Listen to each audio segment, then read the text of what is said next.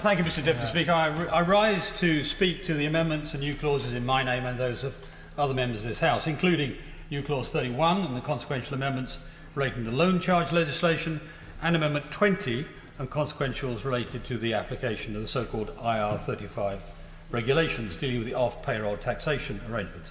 It's a pleasure to follow the honourable gentleman. I'm even older than him. I can remember in my household discussions about the means test across the table when I was too young to understand it. When I first spoke in this House about loan charge arrangements, I quoted the Chief Justice of the US Supreme Court, who once said, "The power to tax is the power to destroy." That description could be used of both of the policies I want to talk about today. In the case of the loan charge, it destroys lives. To date, at least 7 people have taken their own lives as a result of this unfair and retrospective policy. And I use that word retrospective over and over again, even though the HMRC fails to recognise it. For many ordinary decent people, locum nurses, teachers, contractors, ordinary folk, not big city bankers, ordinary folk who are misled by their employers in many cases, the loan charge has robbed them of their peace of mind, their self-respect, and in some cases their lives. 39% of them considered suicide, 49% could lose their homes, and 71% could face bankruptcy. New Clause 31, I'm going to be very brief about this, New Clause 31 simply stops the government from pursuing any employees who were innocent parties, who did not know what they were doing was not legal, and who believed they were acting correctly and in good faith. Now, yesterday, Mr Deputy Speaker, when I spoke, I had to deal with a briefing from the on a different subject, on immigration, a briefing from the government supposedly rebutting the lines in the amendment I proposed yesterday, and I've got the same again today. There's a disgraceful and frankly wrong briefing handed out by the government describing what they thought we were saying. I won't go into it in detail. I hope others will have time to do so. I will simply say this. It seems to me that HMRC has forgotten that in English law you are innocent until proven guilty. And it's about time we followed that principle with respect to the loan charge. Now, I will of course give way. I'm grateful for the right honourable gentleman giving way. As he knows, I'm the second name on New Clause 31. He will note from the order paper that New Clause 31 has 54 honourable and right honourable members signing up to it, which is more than any other amendment, and the only one that comes close to it is another amendment on the loan charge.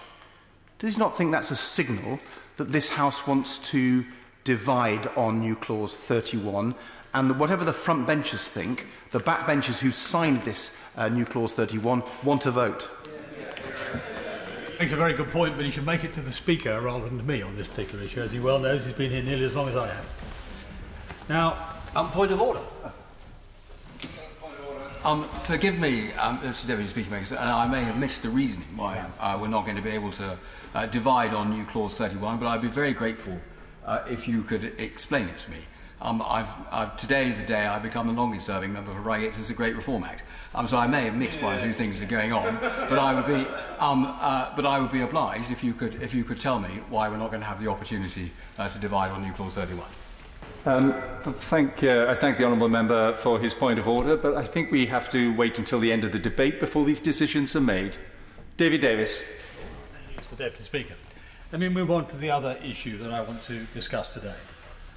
Amendment 20 essentially delays the imposition of the IR35 rules from 2021 until April 2023. Now, it's very unlikely that the economic crisis we're facing will be over by April 2021. And attempting to implement IR35 will cost jobs and do serious economic damage.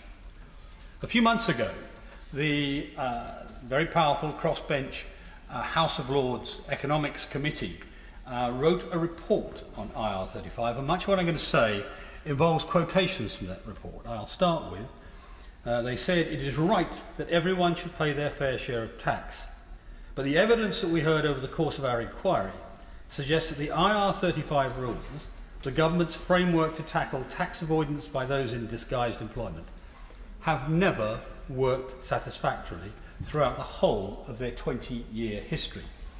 We therefore conclude that this framework is flawed. Now, it's right not to impose unnecessary burdens on business at a time like this. We have heard from the opposition front bench, quite rightly, and I think I agree with a very great deal of what he had to say, about the importance of preserving employment under current circumstances.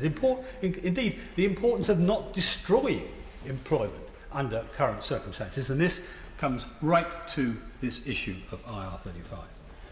Again, I'll quote a sentence from the report. The government made its decisions after considering the issue too narrowly, solely in terms of its tax take.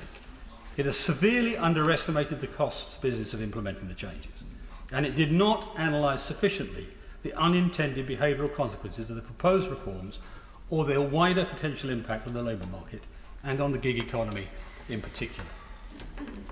Many contractors in the coming years have been left or will be left in an undesirable halfway house.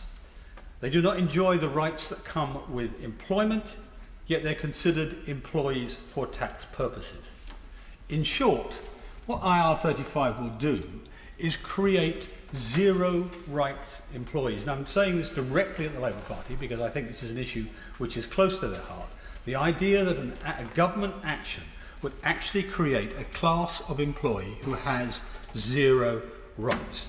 They have no rights under employment law, but under tax law, they are employees. The Lords Committee called on the government to commission an independent review to devise a better implementation of the scheme.